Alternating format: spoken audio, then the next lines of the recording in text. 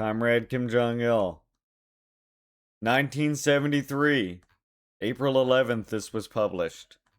This is one of his most famous works. And why not start with the preface, as one does? Where Kim Jong-il says, "This is the great age of Juche. The Juche age is a new historical era, when the popular masses have emerged as masters of the world and are shaping their own destiny independently and creatively. The popular masses are struggling for independence under the banner of the immortal Juche idea. This is the irresistible trend of our times. In the very current of the times, a new system and order is being established in many parts of the world." That's weird, Voya. That's weird, Kevin. Not sure why that would be. I want you to keep note what he says there. He says in many parts of the world. So he's not just talking about Korea. Just keep that in mind. In our country today, the Juche idea has been splendidly implemented in all areas of the revolution and construction under the intelligent guidance of the leader. As a result, an epoch-making change has been brought about, and a new period of national prosperity is developing. Art and literature, which represent this new historical age, must naturally be Juche-oriented. Juche-oriented art, and when we say Juche, of course, we mean that which fights against the oppression of anything that restricts humanity's independence, is the true meaning of like Juche. If you're going to translate it into like an English distilled word, I guess. So Juche-oriented art and literature are communist art and literature that meet the requirements of the new age and the aspirations of the popular masses. In developing communist art and literature, there is nothing for the working class to adopt from the old art and literature, which cater to the tastes and sentiments of the exploiting classes. Damn, he really came in hard with that one, didn't he? Even the heritage of art and literature, which has been created over a long historical course, cannot be accepted as it is. In order to develop Juche-oriented art and literature that can meet the requirements of the new period, we must conduct a revolution in the sphere of art and literature. I mean, Zoot, welcome.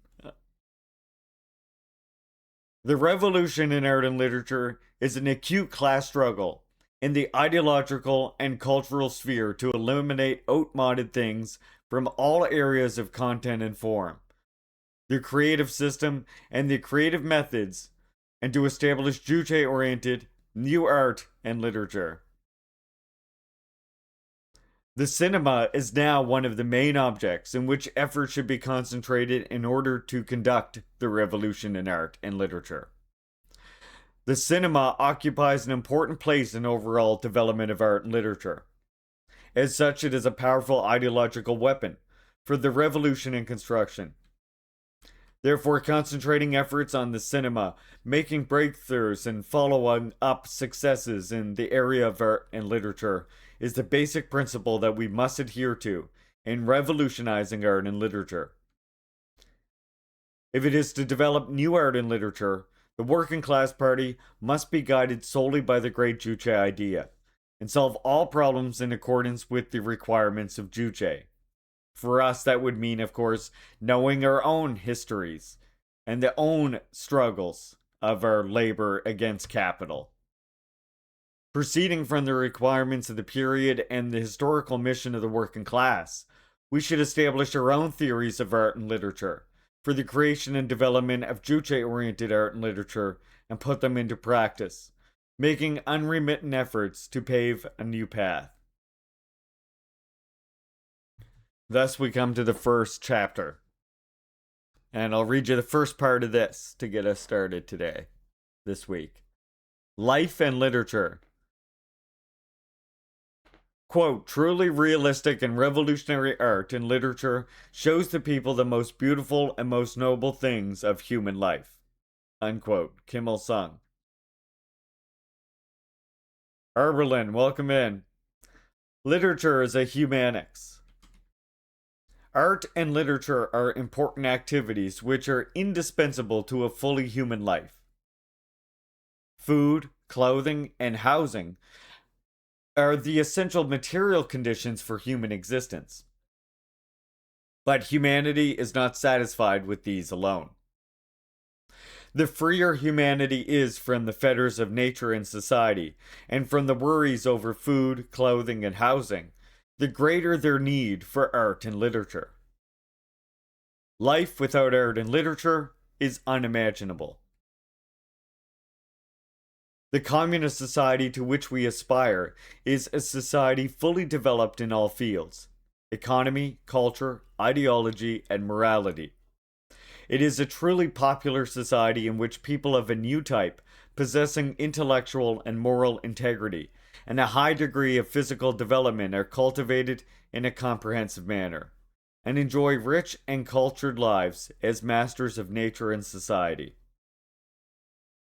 Writers and artists have a significant role to play in building this great society, a unique role, in which they are quite irreplaceable. If they are to fulfill their mission, writers and artists must first have a correct understanding of the inherent nature of art and literature, and be able to create truly revolutionary works which meet the requirements of a socialist and communist society. A profound and accurate understanding of the intrinsic nature of art and literature, and the requirements of the times, is the starting point for the creation of a new type of revolutionary and popular art and literature, and the basic guarantee of the highest standards in creative work. Revolutionary art and literature are extremely effective means for equipping people with the great Juche idea, and inspiring them to work for the tasks of the revolution and construction. But as yet, we do not have many profound and significant works which are of assistance in educating the working people in revolutionary ideas. Some of our literary works move people deeply by describing the beautiful and noble lives of people of the new era, but others neither describe the brilliant lives of outstanding individuals nor convey the live experience of real people. This is not merely a function of the writer's talent, but more fundamentally of their understanding of art and literature, and the opinions and attitudes with which they create their works. Literature belongs to the domain of humanics. The essential characteristics of literary practice as a humanics consists in describing real people and serving humanity. To say that literature portrays people means that it describes the lives of people who breathe, think, and act as they do in real life. That literature serves humanity means that it solves urgent and important human problems by describing the way people live, thus teaching them to understand life and influencing them to live in an honorable fashion. Only through an accurate portrayal of people and their lives can literature provide proper solutions to essential human problems and effectively influence people's behavior. Of course, many people in the past have regarded literature as a humanistic activity, but they were unable to give a precise answer as to the fundamental nature of such activity. They only stressed that literature should deal with humanity as the sum total of social relations, and place him at the center of artistic representation. The question of the essential nature of humanity as a social being has only been finally settled by the great concept of Juche. For the first time in history, this concept provides a complete answer to the puzzle of humanity's essential nature by explaining his life and soul in terms of independence, thus also providing the key to the fundamental question of literature as a humanics, the question of how to view humanity and how to describe them. Only the concept of Juche allows literature as a truly humanistic practice to supply correct answers to the human problems of our time, by taking it as its starting point the essential nature of humanity. That is, of course, the transformer of the world, the master of the world, and of course that gets expressed through the development of our independence, our creativity, and our consciousness, all of which develop through the social and historical course by humanity developing in society. We need humanics, literature, which gives prominence to the principle of independence, the development of independent individuals, and which creates the image of a truly typical man of the new era, thereby contributing to the transformation of the whole of society in accordance with the concept of Juche.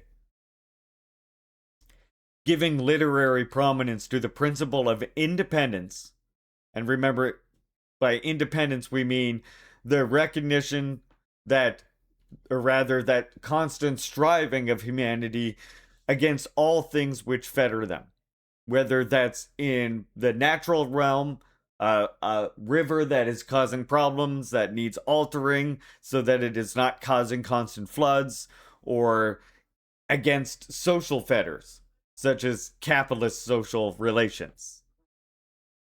That happens because of the essential characteristic of humanity, which is independence. That's one of those characteristics. So giving literary prominence to the principle of independence in the way I just described, and the development of independent individuals, means clarifying the problems which people encounter in the struggle to defend and promote their political independence. And your political independence is that political equality. You having the same political influence as your neighbor, regardless of how much money they have, etc. Depicting the typical man of the new era means creating images of people who live, work, and struggle with the conviction that they are masters of the revolution and the work of socialist construction. In other words, it means creating images of people of a new type who maintain independent and creative positions by accepting full responsibility for solving their own problems without being subjugated to others or depending on the aid of others. True independence, you could say. Stressing the principle of independence and creating human images based on the concept of Juche allows literature to make an effective contribution to the education of people as true communists, and to change in every sector of the economy and culture, ideology, and morality in accordance with the concept of Juche. So, by making these movies that depict these things, you're helping to create a people of a new type. Just as capitalism has, spent many years of using its media to create people of a new type. The peak of which could perhaps found in a TV show like, I don't know, It's Always Sunny in Philadelphia, and the characters in that. You catch my drift? Well, if literature only deals with personal trivia in describing people's lives, without giving prominence to the fundamental question of humanity's dignity and intrinsic value, it will be unable to deal with those human problems capable of yielding instruction and deepening understanding. Everybody's just like a little bit off on being able to fish. I can't see the actual number. There have been cases where writers have dealt with matters which were unworthy of literary attention. Anyone want to... Oh, chat, I got a little homework assignment for you right here. A little assignment for you here. There have been cases where writers have dealt with matters which were unworthy of literary attention. Chat, while I read on, why don't you name some writers? Hell, directors counts too. Directors, movie creators, whatever. Movie creators, book writers. Let's see what you got. Ayn Rand, that's a good one. I got one for y'all before I continue on. Tom Clancy. How about Tom Clancy? Huh? Tom Clancy is surely unworthy of literary attention. Harry Potter lady? Yeah, fuck, throw that in the bin. That's it. You got it. You got the assignment. I want to see some names as I read on now. Who's unworthy of literary attention? One example are those literary pieces which, in describing the struggle for socialist economic construction, focus on the subject of production techniques instead of human affairs.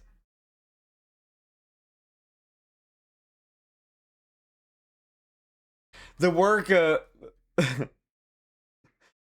I like that his example is so much more less nightmarish than the examples that I'm seeing in chat, right? That's what's hilarious about this. Because, of course, he's talking about like deviations of socialist media creation. We've listed Tarantino, fucking J.K. Rowling, fucking Tom Clancy. Holy shit. You know? Like, holy shit. And his thing was focus on the subject of production techniques instead of the human affairs. See, they made a blunder. They made the movies less interesting that way. Like, you know who else makes movies less interesting by focusing on the thing rather than the characters? J.J. Abrams. J.J. Abrams? J.J. Abrams. J.J. Abrams. J.J. Abrams. He's the worst. He does not develop any characters, right? The characters have no fucking realism. They have no development. They have no any realistic emotion. Instead, all of the characters are contained within the mystery boxes. In a J.J. Abrams movie, the mystery boxes have characteristics. The people do not. It's like a twisted reflection of capitalism itself, whereby capital has independence, the people do not. Well, in the J.J. Abrams movies, the fucking characters have no independence, but the mystery boxes do. And that's why a J.J. Abrams movie is terrible. Terrible movies.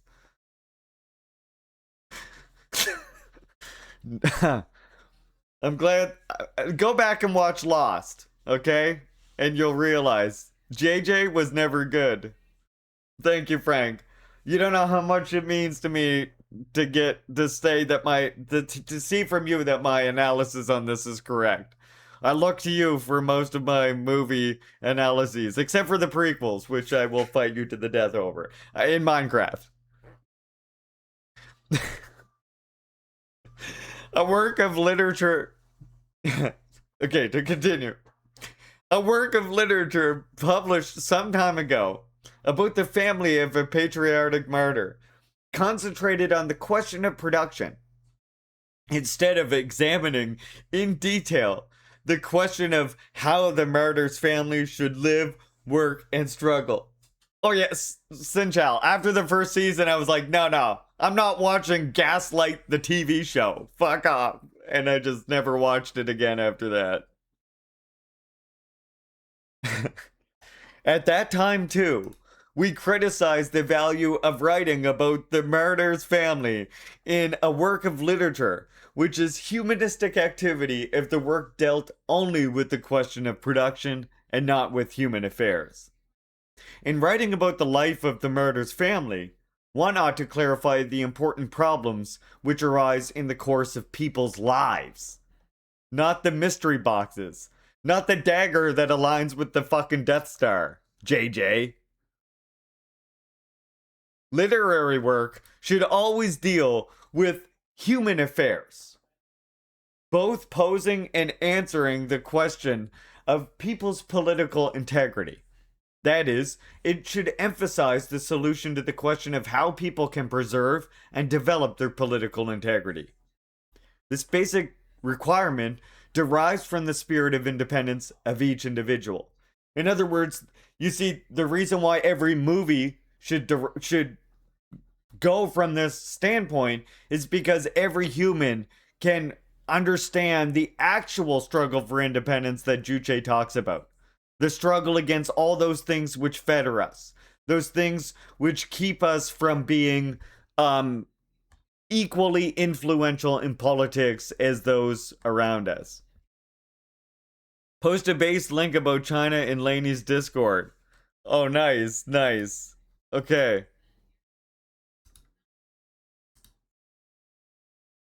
We're you'll have to link it to me.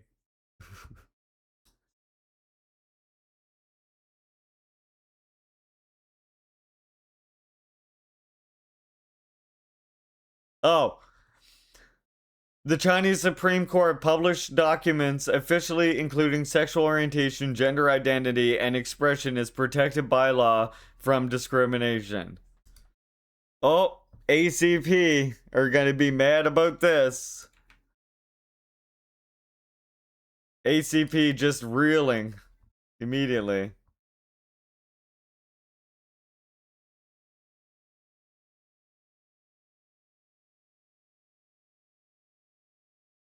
Frank, I have a harder time listing bad writers because I only read good books. But Orwell, Staglinger, Rand, Kurokok, their removal from the canon would improve literature in general. Yeah, there's a few that you know, even if you didn't read them. Tom Clancy, I unfortunately have read, so that's why I immediately listed Tom Clancy. So, just like I just said about people struggle for independence here, the people struggle for the principle of independence is intended to shape their political life and promote their political integrity as masters of the revolution and construction. So in socialist society, people can, but even before socialist society, people are struggling for that independence, right? People now are struggling to be masters of their own society. They just don't understand how that is accomplished or what that even fucking means. So then they get fooled by false consciousness. The efforts of our working people in all areas of social life are all linked to the struggle to shape their political life. Their labor, for instance, is not simply directed to the production of material wealth, it is also a revolutionary struggle to carry out party policy and to transform themselves in a revolutionary manner. This is why the working people always live, work, and struggle with a deep sense of their own pride and dignity as revolutionaries. I love that. I love that right there.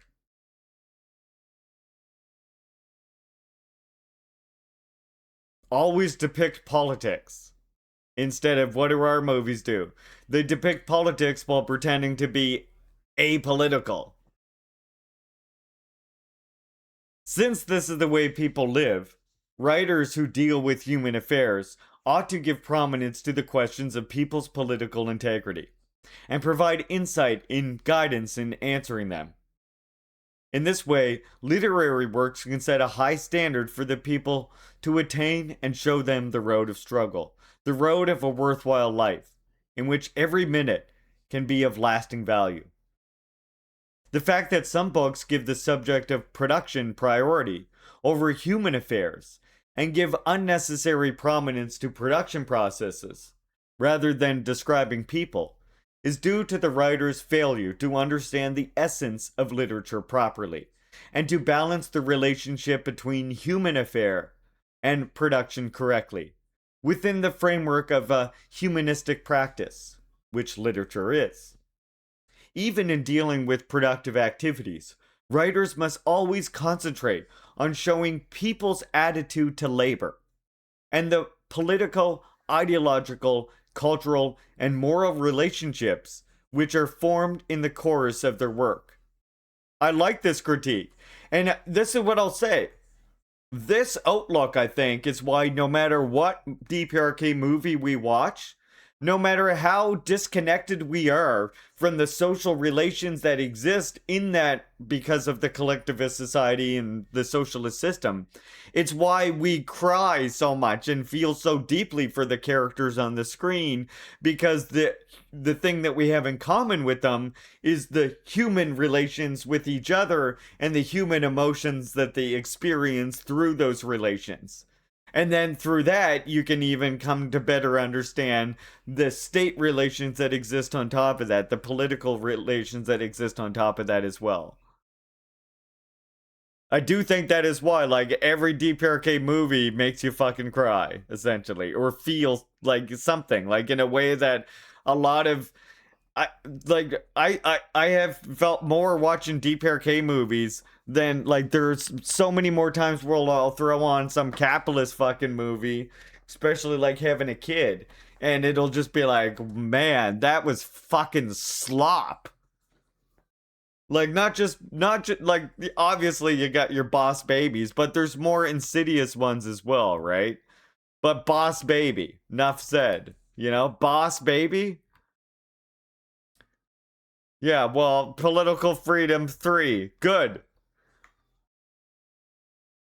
Good.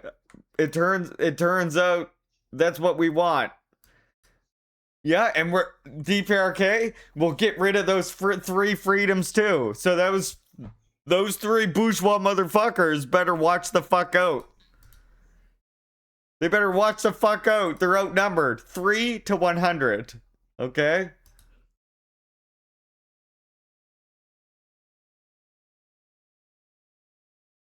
Gotta crank those numbers up.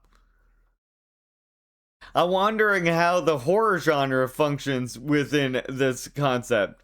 I mean, that's something for us to essentially answer. I mean, in a sense, though, we could see how it kind of like manifests with Pulgasari, right? Where the horror came from the creature essentially serving them in a sense, but then what happened, right?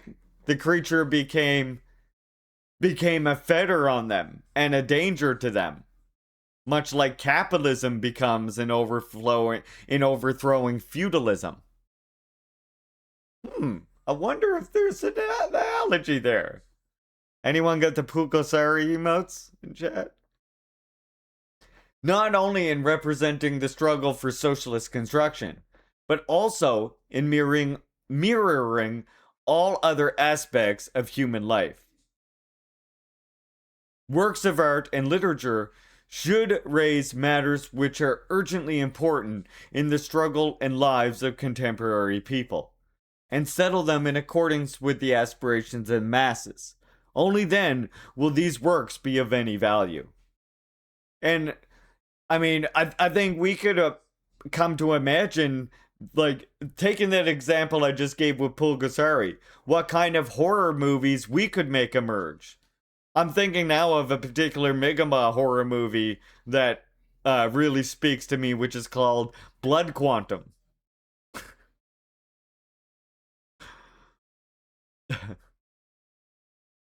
So just like I can imagine how that would be accomplished. The horror, rather than like this unknown thing, ends up being like an analogy for the reemergence of capitalism or the misuse of, you know what I mean? Like things like this. Yeah, I mean, it is understandable why horror is exactly. It is understandable though why in general horror is so widespread in capitalist countries and less so in socialist countries. And a lot of that does kind of come down even from like nepo baby petty bourgeois understanding of the world, right?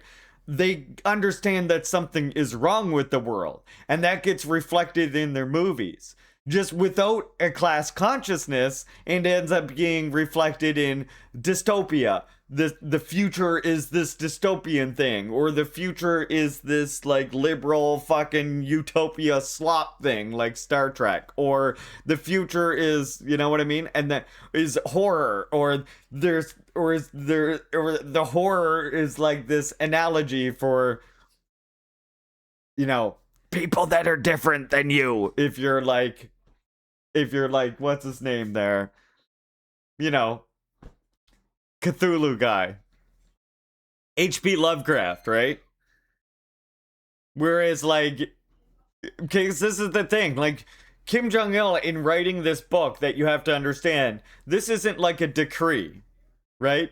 This isn't like him saying, this is now all movies have to follow this book or you will face gulag 8 generations, right? Like, that's not how it works because in DPRK, the masses are the masters of their society, the masters of the state, the masters of their policies, etc.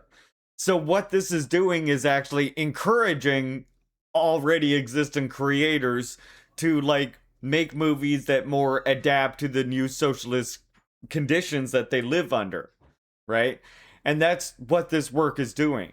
And so the reason why then people are already heading that way, movie creators, is because the working class directors and movie creators are able to actually make movies for the first time in Korean history.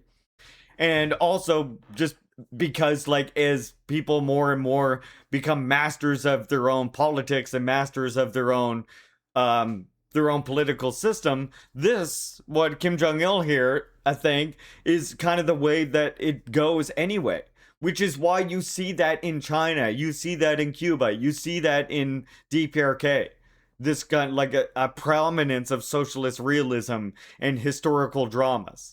It's not because like that has been decreed by the party on high and they've said there will be no more horrors, you know, or there will be no more dystopian fictions and just ended it all. It's more that like suddenly a new outlook on the world has emerged in society, and that new outlook on the world is like being reflected in the media itself, right? And then as the conscious revolutionary elements identify this, they encourage it even more, which leads to an acceleration of that in a more revolutionary direction. And that's why, again, you watch China's movies and TVs, you watch DPRK's movies and TVs, and compare them to the West, and you almost get like a melancholy nostalgia. Because it's like we had some stuff like that still like existed in more prominence back in the day. But the capitalist machine has just like smashed all of it into just sequels and remakes and fucking remasters, right? So you watch it and like Spaceman J. Francis said something interesting earlier when we started watching that show, which was this has a very showcase original feel to it. And that's like, yeah, you get that when you watch. It's like, I get that when I watch Chinese movies and stuff. It's like, it's almost like a more class conscious, like 90s and 80s movies. And it makes me like nostalgic for 90s movies again. Because it just like has this emotion that like movies are missing now.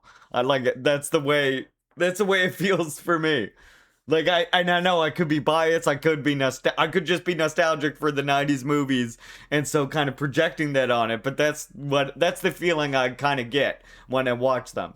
In addition to enjoying and being inspired by seeing this socialist country and like a media that is coming from it, you know? If you made something that wasn't anti-communist or racist or something, they wouldn't distribute it, but it was run by the artist. Yeah, exactly, Frank. I mean, and George Lucas even says this himself, by the way. Yeah, 90s movies did have more earnest and direct political messaging.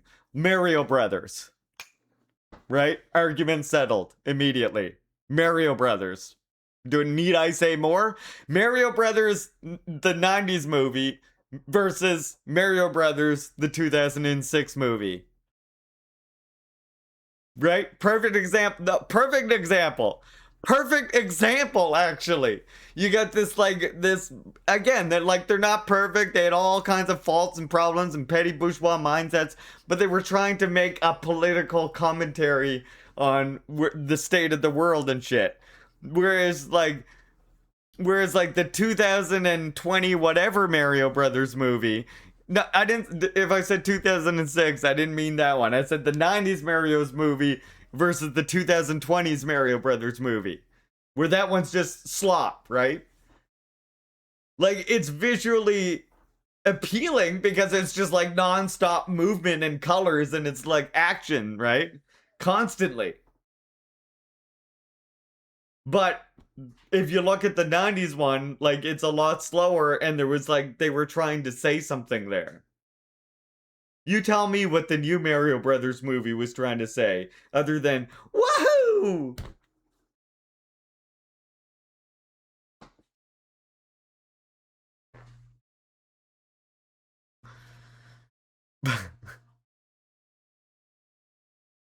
Yeah, boardroom slot. They planned it. Yeah, I mean, the kids like it because they sit the kids down in a fucking boardroom or in like you know what I mean? In like a room. And they're like, so kids, did you like when Donkey Kong said, or did you like when Donkey Kong hit the thing and went like, ah? And then they basically do that for the whole movie and just make whatever movie was the most popular with that group of kids with their little with their test group there, and they're like, there you go, that's the one we make, that's the movie. Except now they do it all with computers, right? But it's like market research optimized fucking movies where it's just like, oh, the kids like when they say this, so they gotta say this right now at one hour at 23 minutes of this movie, or else we'll lose 5 viewers, you know? Whereas the other Mario movie, clearly they didn't give a shit about any of that. They were like, we need Dennis Hopper to be fucking Bowser, and we need the king to be turned into a fucking fungus. All right? And we need all kinds of little details of why this dinosaur society is a dinosaur society that grew up in parallel, like electricity being prominent. Yeah, art doesn't matter now. Exactly. And yeah, the kids like it, but I liked a lot of movies back in the day that were like weird and like, you know, I watch them now and like my kid enjoys them in a different way than like he enjoys like Boss Baby or something, you know? Like if I show him like even like Land Before Time or something. But yeah. All right, I'll continue. A human question raised by literature can be settled correctly only through representative human images, which can serve as examples for people in their lives and struggle. Therefore, we can say that the value and significance of any human question raised by literary work is determined by the virtues of the typical character who plays the main role.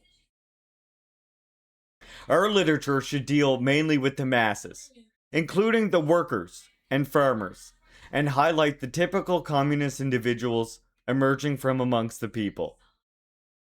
The masses are the masters of the revolution and construction, and the makers of history. Socialist and communist society can only be built successfully on the strong foundations of a high degree of political consciousness and creative enthusiasm among the masses. No literature can speak truthfully about history and people's lives and serve the people well unless it gives an artistic portrayal of the popular masses. In describing the masses as masters of the revolution and construction, art and literature must show their independent and creative characters in full. The method of seeing and describing people from the conceptual viewpoint of Juche consists in giving an accurate and artistic picture of the popular masses, who are performing their role as masters of the revolution and construction. And that means making them varied, by the way. Literature ought to portray real people. Literature which does not describe real people is not a humanics in the true sense. And that doesn't mean everybody has to be a human that actually existed, but it means they have to be realistic people. If there were no real people in literature, there could be no artistic images. And without artistic images, it would be impossible for literature to preserve its intrinsic nature. the essence of literature, which distinguishes it from other branches of social practice and analysis, dealing with the same people, consists in showing them clearly, as they are in real life, rather than dealing with people and their social relations in an abstract, unreal fashion. Literature must show people as they are. People are always specific in their thoughts, feelings, will, and actions, and they have a real existence. Literary images of people, therefore, should always be firm and clear, just as living people are. As an artist of sorts, Eberlin says, I dislike realism though. Yes, but you live in a capitalist dystopia. That makes sense. If a literary description of a revolutionary were only to show his political conviction and strong will, and not his rich mental world as expressed in the actual context of life, how dull his portrait would be. Of course, staunch conviction and a strong will are noble qualities in a revolutionary. But such a one sided description of his mental and moral qualities could not be justified.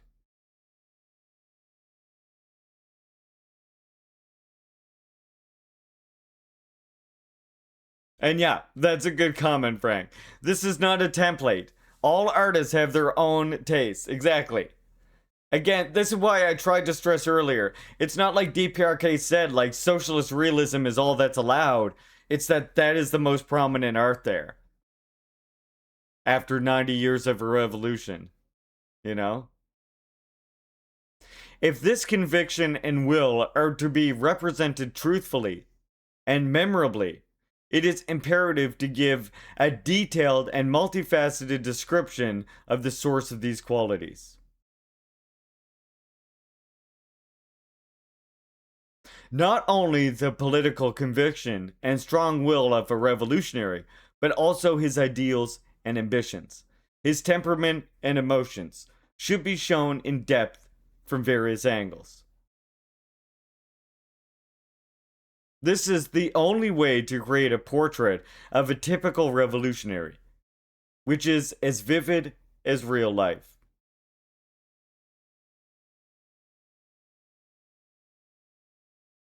If a literary work is to represent living people, it must portray people's thoughts and feelings truthfully, as expressed in their lives.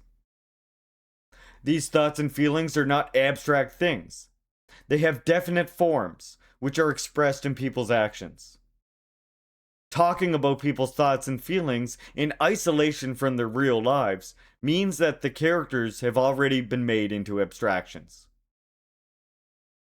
In dealing with the courageous struggle of an Air Force pilot of the People's Army who had survived a crash behind enemy lines, the script of a certain film simply followed his actions in a chronological order, merely showing what happened and describing how he was captured by the enemy but fought unyieldingly, maintaining his revolutionary stance, and how he succeeded in escaping and eventually rejoining his unit.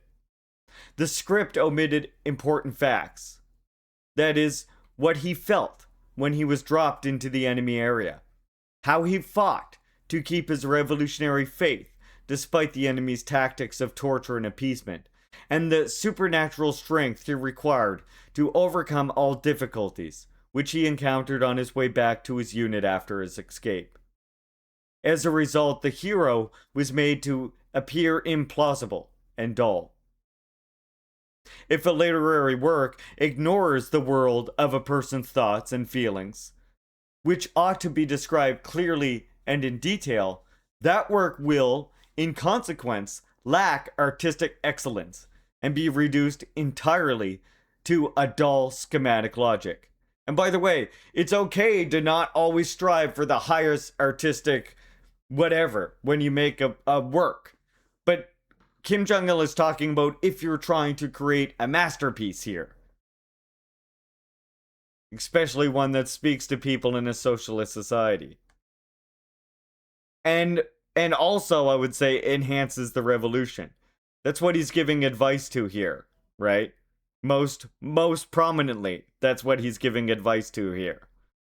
Because again, this is not orders. This is not like a decree being passed down by the WPK that everyone must follow. It's advice that Kim Jong il is giving to people who want to be the most prominent filmmakers, to artists, writers, artists, directors, people involved in cinema, people involved in all kinds of artistic expressions who want to make a great contribution to the revolution and make a masterpiece. That's who he's speaking to in this work, I should reiterate. Most superhero movies come to mind, and not because superpowers don't exist. And yeah, it's good to also, like, again, he's not saying it has to be realistic per se. Again, Pulgasari was a movie that he literally helped to direct. He's saying it emotionally should be realistic. The characters should be relatable, should be realistic in that way, as individuals, and be complex like individuals, not monolithicized like so many hordes of people are in capitalist movies, right? But because when they're portrayed fighting against evil, destroying cities around them, and probably live, they are unfazed. It's horrible because they are inhuman. They don't feel anything, and of course, it's always a lonely hero. Exactly. The problem with the hero movies isn't the hero. The hero movie could exist. The problem is the inhumanity and the contradictions of so many aspects of it as they exist right now. Like, we could understand that in our world, right? In our world where we have had Marvel movies, sci-fi, horror, etc., you can imagine that in our revolution there will be things that are inspired, like, in a sense, by those movies. Completely original, but they will be like, there will be certain things that emerge, but they can be made with the underlying messages and the human emotion and the portrayal as the masses of the masters can be made to be the centerpiece of the movie, the messaging of the movie, and that reflected then in the median, however it is given, right? If that makes sense. Welcome in 2K21 Hype. Good to see you. An interesting choice of words. Use supernatural though, which makes more sense, I'd say, not superhuman. Yeah. Well, exactly, because it takes they take on you take on like a supernatural, essentially, because you're overcoming like instincts to eat and maybe stop walking and rest and stuff like that in order to overcome sometimes the difficulties involved in torture and escaping torture and trying to make it home, like in that work that he was talking about specifically. All right, I'll continue. Kim Jong il continues. A lifelike and vivid literary description of people must be coupled with a portrayal of their unique individuality. This part right here, I think, is key. And this, actually, I love this, because we're always told that it's socialism that destroys individuality, right? But it's not socialism that destroys individuality. It's capitalism. Even the enemies in capitalist movies, of course, they're hordes, right? Nameless, faceless, alien hordes and monsters, etc., etc. Because because the idea is to portray your enemy as inhuman, right? To dehumanize the enemies is always the idea of like a capitalist movie in a sense. And to reproduce endlessly the wagon train and the hordes narrative in all kinds of different varieties. That's Western literature and Western like movie making distilled down, right? Whereas, of course, Kim Jong il here reminds you that the most the movies that speak to people the most persuasive movies are those where people are realistic in that each one is very individual. Each one has very unique individuality. A lifelike and vivid literary description of people must be coupled with a portrayal of their unique individuality. A literary representation of real people should not be a mere description of people's everyday lives. A narrative of that kind would lack emotional conviction in its attempt to illuminate any significant subject or thought. It would not create a persuasive image of human beings at all. Lenin, let's go. Ludmila getting that Juche education. The more individualistic the depiction of the character in a literary work, the clearer the picture becomes. I love that. The complete opposite of what you're told all your lives about Kim Jong il and DPRK specifically, right? The more individualistic the depiction of a character in a literary work, the clearer the picture of him becomes. No two people in the world are exactly alike. People are individualistic because they look different, they think and feel differently, and each expresses his or her thoughts or their thoughts and feelings in a different way. Literature must show these personal distinctions clearly. A truly creative work provides original solutions to new and important human problems by means of distinctive characters. In spite of this, we occasionally come across very similar characters in books, which have a variety of titles. What is the reason for different writers producing works containing similar sets of stereotyped figures, although they are writing about different peoples and events? It is precisely that these writers do not see people as living entities, but describe them as according to a set pattern. J.J. Abrams! Allergies acting up today. Nothing is more monotonous for the reader than a book which lacks lifelike images of individual characters. You're telling me. A work of this kind is inferior to articles on political subjects or news items because it does not show the reader actual people and their lives in a convincing manner. Literature should describe, and the reason why, I should just pause and say, the reason why he's saying it's inferior to articles and political subjects is because he in general considers literature to be a superior form of communicating because the emotional weight that gets conveyed in literature makes it more influential to people. Maybe I did say J.J. Abrams and J.K. Rowling at the same time. Maybe that's a skill I've got. Literature should describe people's thoughts and feelings truthfully and clearly, and in logical terms, according to their particular characters, as they are expressed in real life. People think differently and act in their own way, even when they're confronted with the same problem in the same circumstances. Such characters have individuality. This logic of character is objective and independent of the writer's subjective views. Writers can only portray people naturally and truthfully and avoid being carried away by their own subjective opinions when they're well aware of the specific features and the logical structure of the characters' lives. In this sense, we say that writers should be interpreters of the human mind and experts in human psychology. If literature is to create typical characters and solve important human problems, it must mirror life accurately. Where there are people, there is life. People cannot exist outside real life. Human problems, too, do not exist in a vacuum. They only arise within the context of real life. Therefore, literature cannot describe people artistically, nor can it solve human problems properly, unless it portrays life skillfully.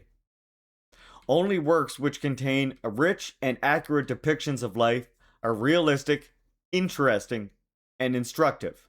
See, notice how he said only these are allowed. He's saying only these works possess these qualities. The humanistic practice of describing life through literature means giving a lifelike description of the process of individual expressions of humanity's essential characteristics. It is only when one examines the process by which human thoughts and feelings are translated into action that one can see the true character of real people, understand the human relationships formed in the course of living, and the human problems which arise, and then solve them correctly. Works of art and literature should always give a rich and detailed description of typical lives, in which people are shown as they really are. A typical life means one which embodies the essence of the times and the law of historical progress. The typical life of our people today is expressed in their noble struggle for an independent and creative existence. Indeed, a revolutionary life is the most typical life, one which is lived in the main current of historical progress. It is only through the rich and detailed description of this kind of life that literary work can create both lifelike human characters and correctly depict the essence of the times and the law of social progress. When writing about the anti-Japanese guerrillas or the People's Army, some writers tend to dwell unduly on their military activities, and when describing workers or farmers, they overemphasize their productive activities. Not only does a representation of this kind fail to conform with the people's real lives, it is also not relevant to the literary purpose. By their very nature, the lives of those who work for the revolution are rich and varied. Revolutionaries are not people engaged only in military activities or production. They have a political life, a cultural life, and also a home life. That is why writers must not merely depict people involved in combat and production work, but must describe their lives in a complex manner, from various angles. See, this is Kim Jong-il saying, overcome the bourgeois tendency of writing in the great man theory way. Depict people. And we will be able to render a great service to our revolution in the ideological field. Even when they do deal with military actions and production work, they should provide insight into people's psychological world, the thoughts and feelings which find expression through these activities. Of course, one should not write about everything in an attempt to depict this or that kind of life on the grounds that life should be described in a varied way. But in any case, literary work should represent life in its totality by probing beneath the surface of the facts and describing them in a variety of ways. The film, The Story of a Nurse, is a detailed and skillful portrayal of the life of a heroine who is taking wounded soldiers to a hospital behind the lines. The process of evacuation is shown from several viewpoints, a stage in the life of the wounded soldier, who are distressed at the idea of going to the hospital and leaving their embattled units, an episode in the lives of the party members, who hold a meeting where they criticize themselves seriously and decide to help the young nurse. A portrayal of the noble revolutionary comradeship displayed by the heroine, who gives a transfusion of her own blood to the wounded man. And also the many beautiful features of life resulting from the strong unity between the army and the people. Although this is a simple story of wounded soldiers being taken to a hospital, it moves people deeply because the process of evacuation is described in this varied manner. Works of art and literature should thus explore, from different directions, those areas of life where people's thoughts and feelings are given concrete expression, and where human relationships are established and developed. To achieve an authentic and striking literary depiction of people's lives, life should be described in detail. Only deep study and detailed depiction of concrete aspects of life, in which people's thoughts and feelings are expressed, and through which human relations take shape and develop, enables literary work to create realistic human characters. A bald recital of facts is insufficient to show living people in detail, nor can it give a clear picture of life itself. A writer cannot show life as it really is if he simply assembles together great socio-historical events or restricts himself to describing a magnificent struggle for production in an attempt to present a theme of high political importance. Nothing could be less like an artistic portrayal than the lumping together of events without examining in details, or a description of life which is centered on events, not on people, or the mere description of the outcome of actual events. Again, Jidjabroblin. Bearing in mind that a single detail neglected or carelessly handled can spoil the whole picture. Anyone get any examples of that? Doesn't have to be a movie, it can be a TV show.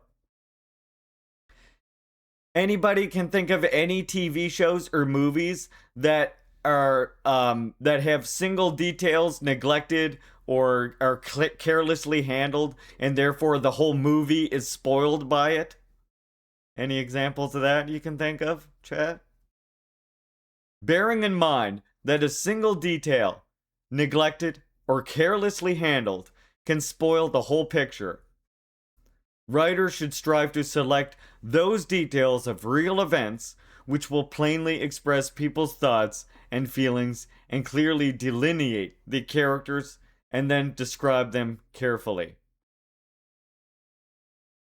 I got one for you.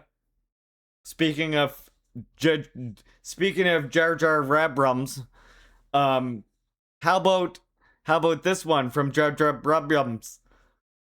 How about the idea of Finn not becoming any kind of main character and spending the entire movies running around yelling, "Rey!" How about that? How about that for an example?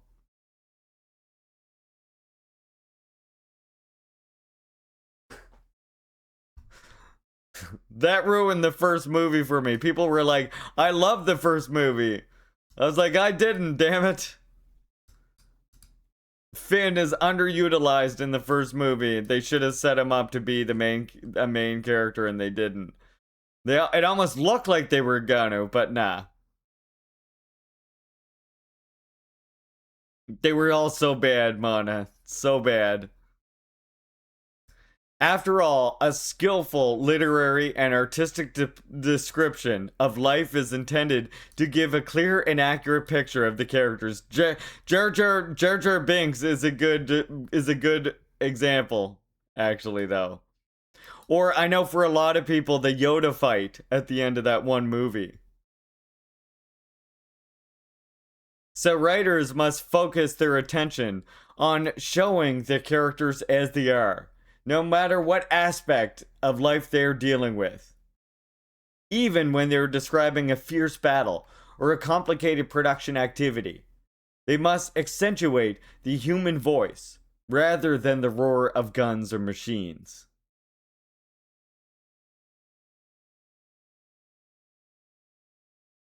Yeah, they did tease Finn too, but because again, they never had any direction. They just had J.J. Abrams mystery boxes. Regardless of those historical background and the nature of the events they deal with, literary works must introduce and examine in detail subjects of urgent importance in the lives and struggle of our people today, and thus provide them with insight and instruction from life, as well as the confidence and the courage to fight on staunchly. Our literature must become communist humanics, which sets the masses in the forefront of the strongest, noblest, and most beautiful of human beings. Our literature must serve them. A communist society is the highest ideal of humankind. And a Juche type human is a human who typifies the noblest and most beautiful ideal. The humanistic practice by which we wish to create a representative man of the Juche type and promote the revolutionary education of the people can only be developed by true patriots, honestly revolutionary writers and artists who love their people ardently and dedicate all their energies and talents to the common good. A writer who has no love for the people cannot write sincerely for them, and an artist who is not devoted to the struggle for the people's cause can never create art for them. Our writers and artists must strive to equip themselves through revolutionary training and education as writers and artists of the Juche type, securely armed with the great concept of Juche, ardent love of their fellow countrymen, and a devotion of the people's revolutionary cause. And there you go. That brings us to the end of the first part of Kim Jong-il's On the Art of Cinema. Next, we continue on learning about a just simple aspect of cinema, which is the literary work which goes into cinema. Talking about the seed is the core of literary work. So really getting into advice to how to develop a literary work next.